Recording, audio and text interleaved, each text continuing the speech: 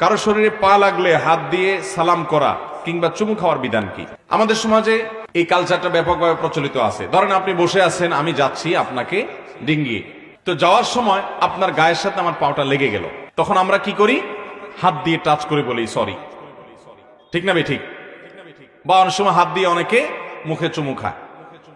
এই কাজটা জায়েজ আছে কিনা? এটার উত্তর হলো, প্রথমত আমাদের সবাইকে জানতে হবে যে কোনো মানুষকে অপমান করা জায়েজ না না জায়েজ?